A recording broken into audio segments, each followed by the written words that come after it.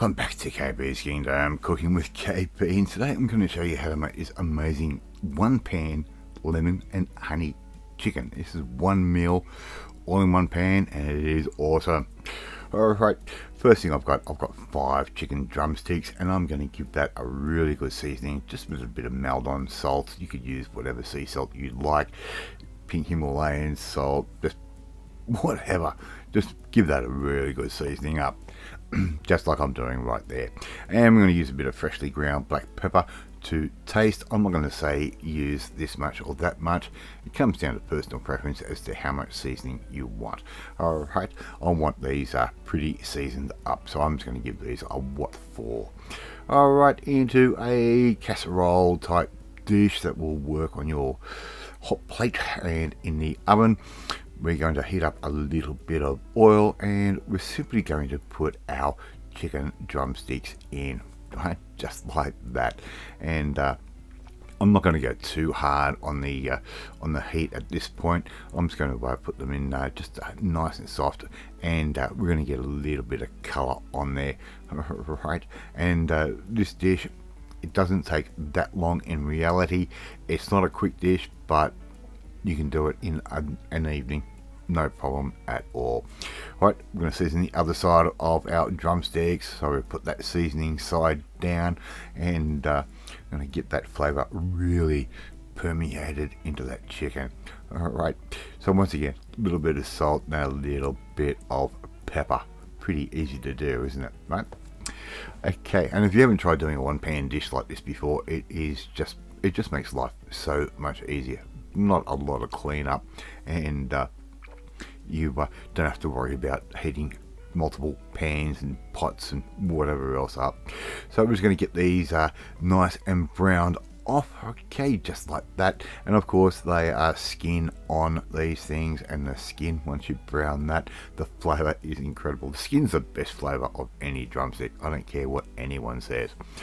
Alright, so just turn those from time to time and get them browned on as many sides as you possibly can. Right, sometimes it's easier said than done, but yeah, just give it a try. Just try your best. Alright, pretty happy with these so far, and once again I'm going to get those onto the last side and browned up. Now if you want to know what ingredients and the quantities of ingredients are for this recipe, they are at the end of the video. Alright, I'll give you a detailed quantity amount. Alright, pretty happy with that. I'm just going to put that straight back onto the tray that I had them on originally.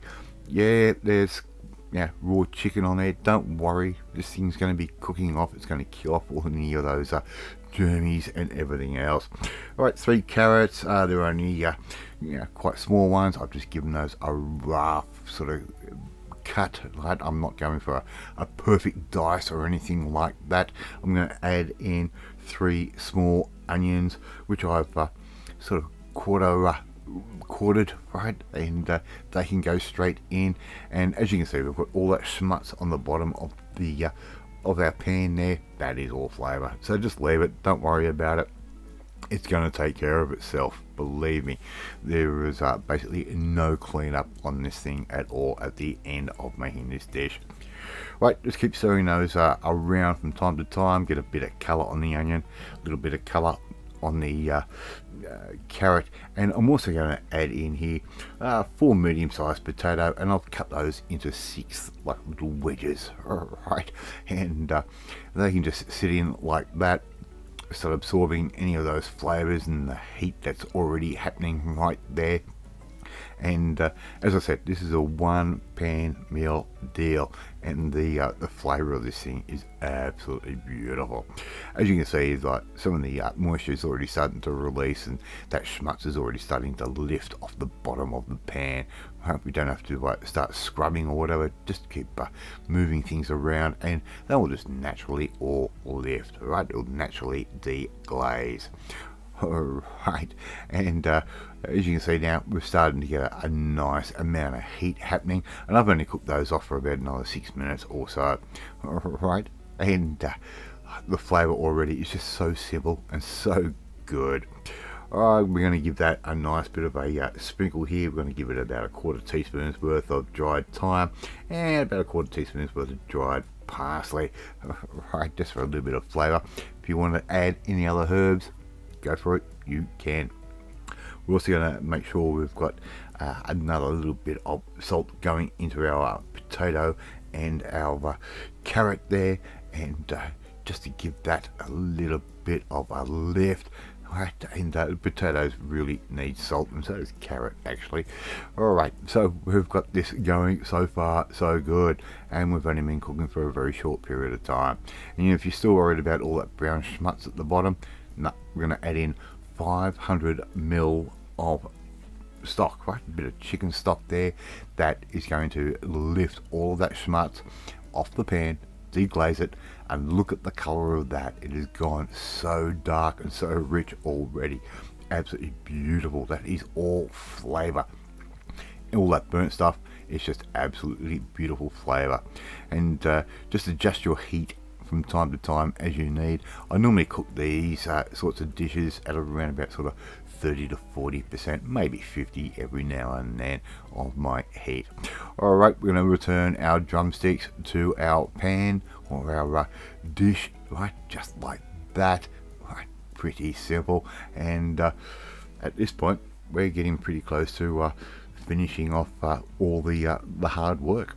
Okay, I'm going to add in here just a little bit of bacon. I'm going to add maybe 4 rashers of bacon, which I've just given that a real little bit of a rough chop, and that bacon is going to give us a nice bit of a smokiness, and the bacon fat, of course, is just absolute magic flavor.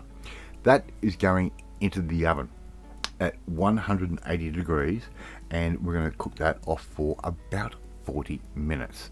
Alright, let's make up our little dressing here.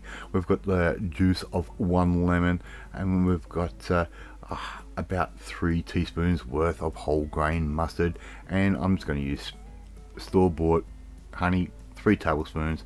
That can go in. If you've got really good honey, don't waste it on something like this. I do have really good honey, and I use that for a real honey based dish.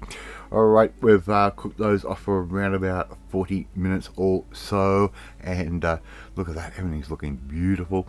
I had some leftover sliced pears from another dish. I'm just going to put those in as well. It's going to add another little bit of sweetness and a little bit of different texture to this little dish. It's not in the original recipe, but well, you can always play around with things when you are cooking.